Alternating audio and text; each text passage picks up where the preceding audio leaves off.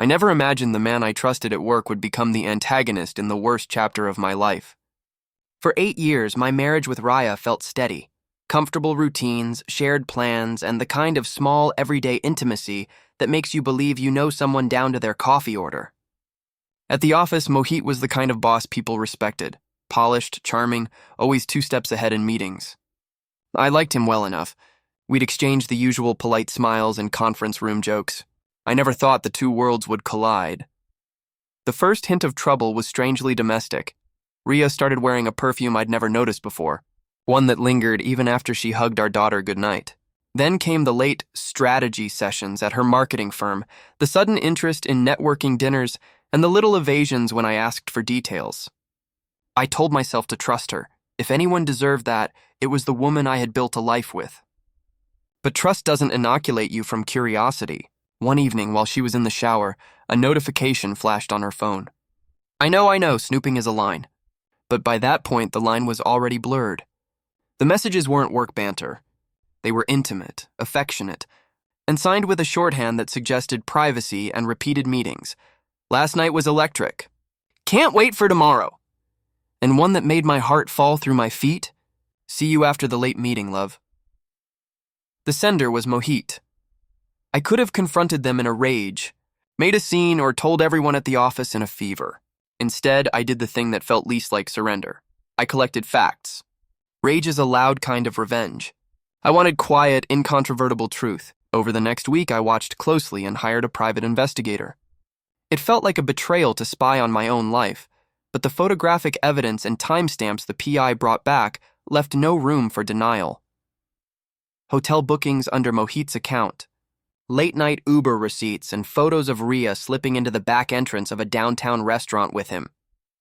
The evidence wasn't just embarrassing. It was an architecture of betrayal. I chose my response carefully because I wanted consequences that couldn't be smoothed over with excuses. First, I protected my daughter and my financial footing. I moved critical documents to a secure place, transferred savings to an account only I could access, and quietly consulted a divorce attorney. I didn't want a messy scramble later. I wanted leverage and stability. Then I thought about public accountability. Mohit's position made him vulnerable in a way Riya wasn't. Corporate policy, HR investigations, and reputational risk were real levers. Expose the affair at work, and the power dynamics that had allowed it would crack. Expose it at home, and the social repercussions would follow. I decided on a 2-pronged approach: legal precision and social clarity. The night the fundraiser gala rolled around, a glitzy event where the company's upper echelon and clients would be gathered, I got my plan in motion. It was a place where Mohit's stature mattered, and people who liked him would be watching. I bought a ticket as a guest and arranged for a trusted friend to sit with my daughter so her routine wouldn't be disrupted. My goal wasn't spectacle for the child's sake. I prepared a packet of evidence: the PI's photos, message screenshots with timestamps, hotel reservations, and a small, calm narrative that simply laid out the facts. I also emailed HR an encrypted file the evening before, flagged as potential conflict of interest and policy violation.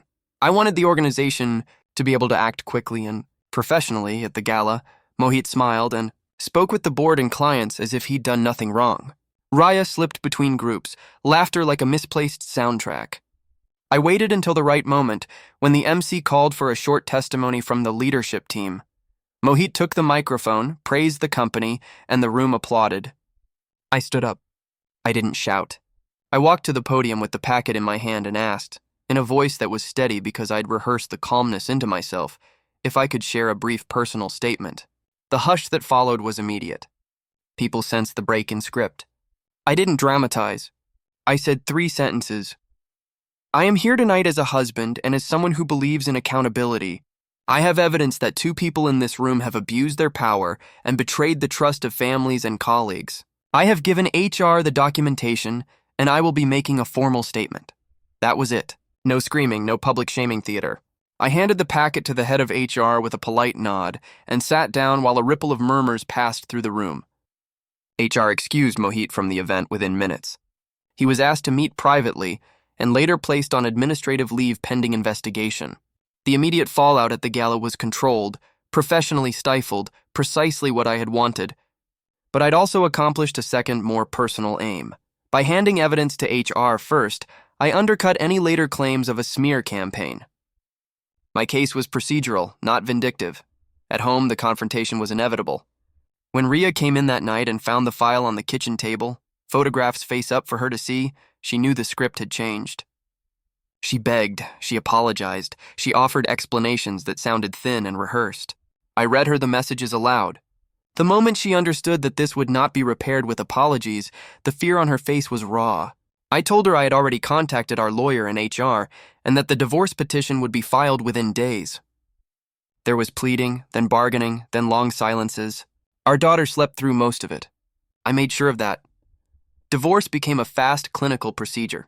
With the photos, timestamps, and the company's HR findings, the legal negotiations tilted in a direction that protected my custody and financial interests. Mohit resigned as the inquiry closed.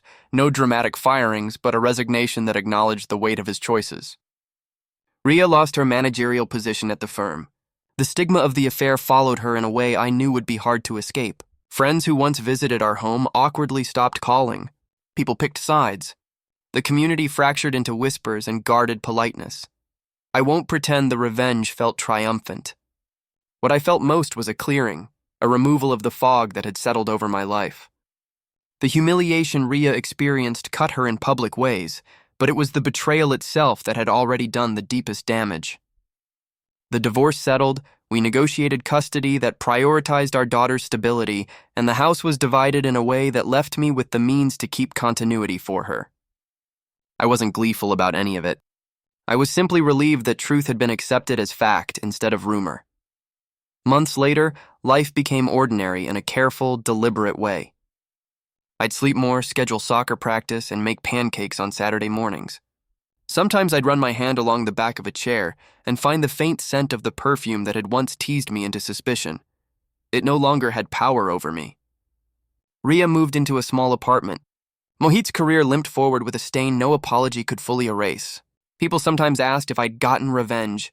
I'd tell them the truth. I had gotten justice. The difference mattered. Revenge eats you. Justice lets you live. I rebuilt a life around my daughter, around predictability and honesty, and around a careful trust that would only ever be earned again.